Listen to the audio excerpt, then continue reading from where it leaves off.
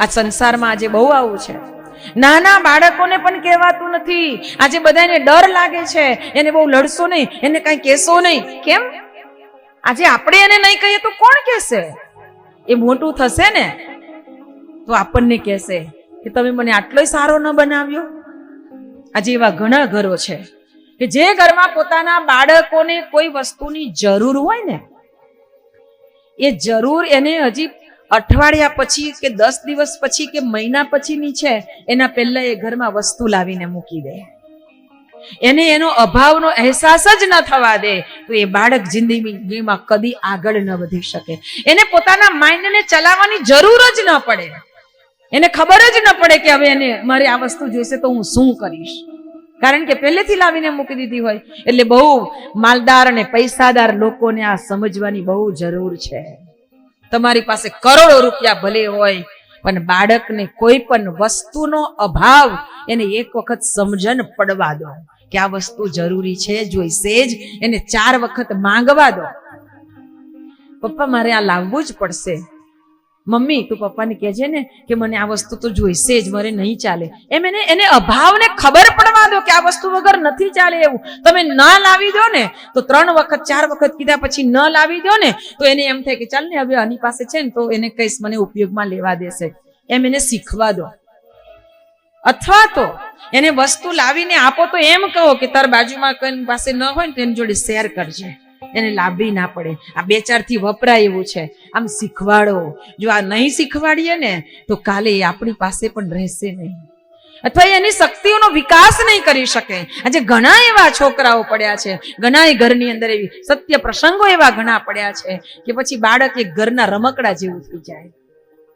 એને કે એટલું જ કામ કરી શકે, બીજું કશું ન કરી શકે. આજે મોટા મોટા છોકરાઓ કાંઈ નથી કરી શકતા, કારણ કે એને એની શક્તિ ખીલવાનો કોઈ મોકો જ નથી મળ્યો. એટલે બહુ જરૂરી છે આજના માતા પિતાએ પોતાના કર્તવ્યને બરાબર સમજવાની જરૂર છે. અમે તો બહુ ફોરવર્ડ, આટલું ખબર હોવા છતાં પણ હજી પણ એવા મા બાપ છે કે બાળકોને નાના હોય ત્યારથી જ મોબાઈલ પકડાવી દે, લે જોઈ લે, બેસી રહે છાનું માનું એટલે આપી દો. ઘરમાં મહેમાન આવે, છોકરાઓને ખબર પડી જાય મહેમાન આવે ને એટલે માગવાનું, એટલે કાંઈ ચિંતા નહીં. વારે ઘડી હેરાન કર્યા કરે એટલે લે બેસી જા થોડીક વાર.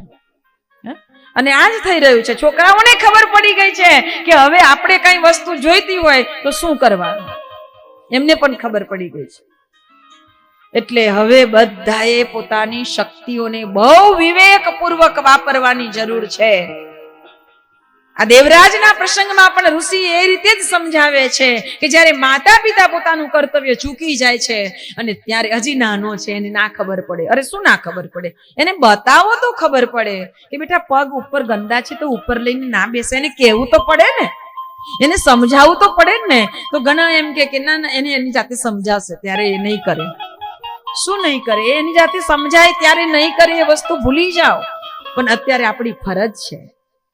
એ નાનો છે ને એટલે એને નથી ખબર, એટલે આપણે એને કેવું જોઈએ કેવા બેઠા છે બધા એવી રીતે આપણે પણ બેસાય. એને બીજી રીતે કહો, એને સમજાવવાની ટ્રીક બદલો. એને એવી રીતે સમજાવો કે એને એવું ના લાગે કે મને ટોક્યા કરે છે, મને રોક્યા કરે છે.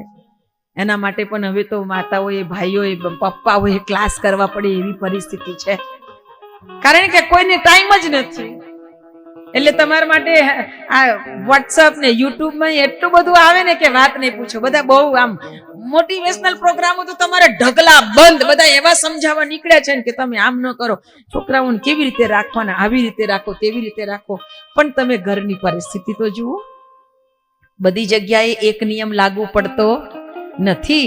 ઘરની પરિસ્થિતિઓને જુઓ અને પછી એમાંથી માણસે કેવી રીતે બહાર નીકળવું. તો દરેક વ્યક્તિએ સ્વયં પોતાના ઉપર નિર્ણય કરવો પડે, સ્વયં તૈયાર થવું પડે કે આવી પરિસ્થિતિમાં હું મારા બાળકોને કેવી રીતે સારું કંઈ શીખવી શકું.